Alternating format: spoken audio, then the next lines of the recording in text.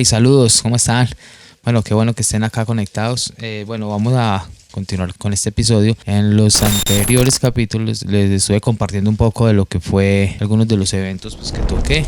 Pues acá tengo algunas escarapelas de algunos viajes que hice.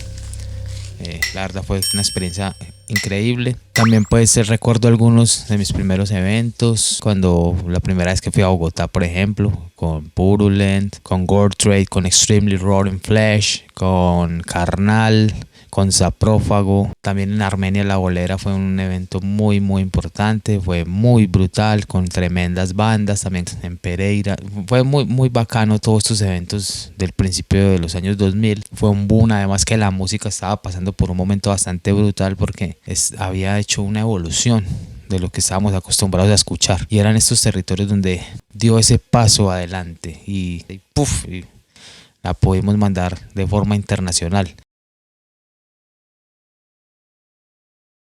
Bueno, ahora vamos a responder algunas preguntas que me han llegado en el transcurso del tiempo por el chat. ¿Por qué no hice música en español? Bueno, en realidad yo sí he hecho canciones en español, pero no con Ancient Necropsy. Hice un proyecto paralelo que se llama Valle de Serpientes. Solo hice una canción. Yo tengo varias, pero solo he publicado una hasta el momento. Y les dejo el link por acá en la descripción. Bueno, lo de Ancient Necropsy, o hice todo este proyecto en inglés por varias razones. En el movimiento que sigue este tipo de música, los seguidores están acostumbrados a escuchar este tipo de música en este lenguaje. Y los sellos disqueros que publicaron mis obras estaban en el exterior. Eso me facilitó llevar estos álbumes a catálogos y a distribuidoras del underground más importantes del momento en general. Y tampoco escribí en español porque la ciudad de donde yo soy pues no había industria musical de este tipo de música. La verdad no creo que hubiera llegado lejos si hubiera hecho todo este álbum en español. Pero si alguien es de una productora profesional y quiere que haga un disco o una obra en español y tiene los recursos, pues escríbame que yo la escribo. Pues escribir libros completos. Bueno, ¿por qué no hablo de política ni de problemas sociales del entorno en mi música? Es muy sencillo, porque yo soy músico. Yo no soy profesor, ni soy político, ni trabajo en entidades que se encarguen en ese tipo de áreas. Esas áreas yo las respeto a los profesionales que se han preparado para hacer ese tipo de tareas, y a ellos el gobierno les paga para que estén cuidándonos a todos, no solo a un sector, sino a todos. Entonces yo no me dedico a hacer control político, sé lo importante que es, pero yo simplemente soy un músico, solamente cuento historias, hago música a través de mis letras, pero no me dedico a esa profesión. La respeto y al que la quiera hacer, pero yo he trabajado en otros entornos, entonces la verdad no creo que eso sea una responsabilidad de un artista. El artista simplemente está en entretener, en trabajar en los tiempos en los que las personas descansan, están en su ocio, pero esas disciplinas son muy serias y las debe hacer personas que estén enfocadas en ese trabajo. Entonces los invito a que más bien hagan el control político, no con músicos, sino que se la hagan directamente a ellos. Bueno, otra cosa por la que yo no hago, digamos, este tipo de tareas es porque realmente la creación de una canción vale millones de pesos. No mucha gente sabe que realmente hacer una canción vale muchos millones. Y si hago canciones es porque es para participar en entornos musicales o en la industria musical, porque es mi sustento y depende de estos espacios donde yo pueda trabajar, ¿sí? Entonces, si realmente si quisiera hacer una queja o una petición, pues lo haría a través de una carta, a través de las entidades o a través de los medios de comunicación, que es donde es la forma habitual para hacer esas cosas. Entonces yo no haría una canción de millones de pesos que hay que hacer para invertir. Por eso no mezclaría las dos profesiones. Son dos profesiones muy diferentes y ambas consumen todo el tiempo que usted quiera. Entonces es muy difícil hacer las dos cosas al tiempo. También tenemos que ser claros que todos los que seguimos esta música desde hace muchas décadas sabemos que el death metal no es ideal para dar mensajes, ni es propaganda, pero sí es música que cuenta o narra historias. Es muy similar a lo que hace un guión de una película, y es de ahí donde viene esta música. O en algunos casos es muy similar a lo que hace un historiador o un periodista, que es recopilar testimonios y contar historias. En el caso de Ancient Necropsy, mi trabajo es escribir inspirado más como en el trabajo de un guionista de cine. no son copias de ningún periodista, ni anécdotas personales, ni fantasías. Son simplemente historias de horror con temas muy sensibles que muy posiblemente hayan pasado, pero pasan en cualquier lugar del mundo, no específicamente en un territorio específico. Que sí podríamos considerar como una catarsis en esta música. Se descarga como de un día pesado, de conectarse con los instrumentos, con otros músicos, de que es una música que te permite retarte. Porque tocar a esta velocidad no es fácil, porque tocar una de estas obras requiere miles de horas de entrenamiento. Y ese es el verdadero significado, ya que tocar otros géneros de música no ofrece ese nivel de técnicas. Y eso va más allá de hacer apologías al delito o de hechos delictivos. Yo les puedo recomendar un video, por ejemplo, de Mythbusters. Yo sé que mucha gente lo vio, donde hacen experimentos con plantas y les ponen música y empiezan como a mirar qué resultados tienen después de ciertos días, a ver si la música influye en el crecimiento de las plantas, y hay una donde le ponen death metal y al final del experimento esas plantas son las que más bonitas se veían a la vuelta a través de esto. De todas maneras, si es un género muy explícito, no es recomendado para todo el mundo, pero sí para el que lo sepa llevar y asimilar.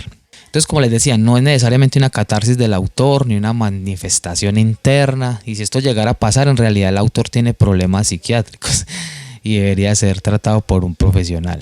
Eso ya pasó con algunos artistas que quisieron llamar la atención a ese nivel, con actos delictivos y fueron a prisión, terminaron mal, y ese es el resultado de eso. Sacar el arte de los espacios y llevarlos a entornos no siempre es bueno, porque las personas no están adaptadas a otras culturas, y entonces van a interpretar todo según sus creencias. La gente interpreta todo según lo que le hayan enseñado. Por eso ese tipo de temáticas hay que siempre tratarlas con prudencia. Bueno, entonces recapitulando un poco de lo que sonaba por aquellos días, que sonaba en estas épocas.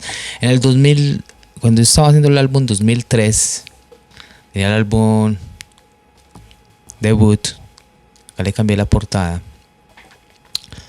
Pero en ese momento estaba sonando muy fuerte lo que era, por ejemplo, para mí siempre me influenció mucho Morbid Angel, especialmente el álbum Domination, sobre todo ese sonido, el kick, siempre me pareció algo wow,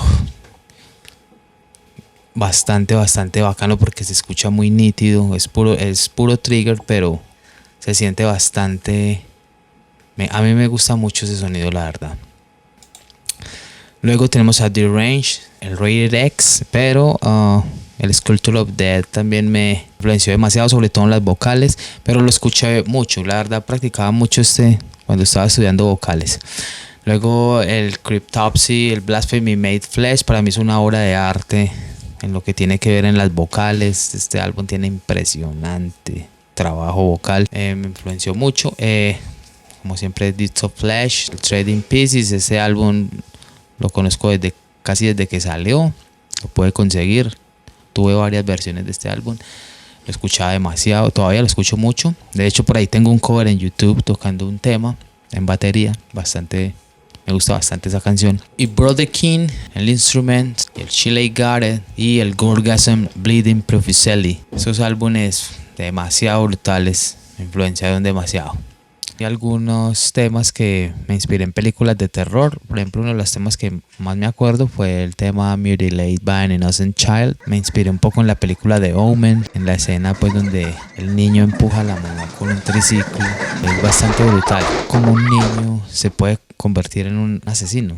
Y de eso tratan también estas letras, de que hablen cosas que están fuera del alcance del imaginario. Ese álbum se distribuyó mucho en muchas partes. Si nos quieren compartir cómo lo consiguieron, dónde lo escucharon por primera vez, también ahí pueden dejar su comentario. En el 2004, después de que yo regresé ya de mi tour por 26 ciudades en América del Sur, llegamos a un acuerdo con el sello de Nueva York, Goldhasty Records. Llegué y grabé el álbum The Formkins Mummification, se los envié y ellos lo publicaron en esta ciudad. Este álbum pues salieron miles de copias, se vendieron muy bien y bueno, se distribuyeron por los principales catálogos. Yo quedé pues la verdad muy fascinado porque el resultado fue muy positivo. Ellos lo pudieron distribuir en lugares muy importantes. Pudimos llegar con este álbum a ser distribuidos en catálogos como la Century Media, como Relapse Records, también con la Unique Leader, uno de los sellos de uno de mis artistas favoritos que siempre ha sido Deeds of Flesh. Pude estar muy en contacto también con ellos y agradezco pues por haberme también dado la mano en aquellos días. Y así, pues la verdad, pues acá en la área de reviews de mi página, los que quieran visitarla, ahí tengo algunos recortes de esos fragmentos que pude rescatar. En The Farm King's Mummification yo me inspiré en la película La Momia, en toda la saga. Me pareció una película muy brutal. Es una historia así, yo la verdad sí quise hacer como una historia que ha tenido que ver toda la humanidad, que es como esa guerra territorial de los unos y los otros. Eso habla más o menos ese álbum, ¿sí? Tipo de conflictos, siempre el perdedor son las víctimas. Este álbum, aunque es una obra de ficción, realmente no tiene que ver nada con los conflictos que ocurren en este tipo de territorios. Bueno, y sobre el de Farm King's Mummification, pues acá les dejo el link en la descripción para que los que no han escuchado este álbum pues escuchen sus temas, y los que les guste este tipo de música y escojan su canción favorita, le dan clic, la cual les gustó más. También si se acuerdan en qué año consiguieron el álbum de Farm King's Mummification, dónde lo compraron, dónde lo consiguieron. Por la época del The Farm King's Mummification estaba escuchando mucho lo que era pues Morbid Angel, el Gateways to Annihilation, sobre todo el doble bombo, el doble kick. Tiene unas canciones muy muy bacanas y estudié muchísimo ese álbum a nivel de percusión, sobre todo en los bombos, porque quería tratar de alcanzar las velocidades que alcanzó Pete en este álbum. El Reduced to Ashes me gusta mucho, es un álbum muy brutal de Deeds of Flesh, gran influencia por la época que estaba haciendo The Farm King's Mummification. Solía escuchar mucho este álbum, era lo que estaba dándole durísimo en esa época. El Whisper Supremacy también me encanta este álbum, es muy diferente a los otros trabajos, pero es una pieza demasiado bien hecha. El sonido me parece increíble, demasiado orgánico, todo en su lugar, trabajo espectacular. También, bueno, este álbum también me siguió influenciando mucho. El Trading Pieces lo volví a usar como referencia. Brodekin, el Festival of Death. Aquí este álbum en esa época sonaba mucho, lo estábamos escuchando mucho en el sector. Este álbum me retó mucho porque tiene unas velocidades impresionantes en el redoblante. Entonces acá tuve que estudiar mucho porque quería alcanzar algo por este nivel. Y el Consume the Forsaken, este álbum tuve la oportunidad de escucharlo como un mes después de que salió. Ya estuve pues con Andrés García de Internal Suffering, estábamos en Pereira, viajábamos hacia otra ciudad y él me dijo: me voy a poner a escuchar un álbum que conseguí en esos días, recién salidito estaba el Consume the Forsaken, cuando ya luego pude comprar el mío. Increíble este álbum, todavía me encanta demasiado. Y Dying Fetus siempre me ha influenciado mucho, sobre todo en las vocales. Siempre lo escucho mucho cuando estudio voces, gutural. Siempre me ha parecido un punto bastante referente para estudiar. Es muy brutal, técnicamente es increíble, en vivo son increíbles. Entonces fue un trabajo bastante contundente. Y bueno, espero que lo disfruten. Acá está la versión digital, The Farm King's Mummification y el Ancient Necropsy 2003. Entonces, en el próximo episodio les voy a compartir un poco de el Apocalyptic Empire, algunos video reactions, y les voy a contar algunas historias sobre el Apocalyptic Empire. Entonces, no olviden enviarle este video a sus contactos, darle like y suscribirse al canal para nuevos videos. Listo, nos vemos pronto. See you.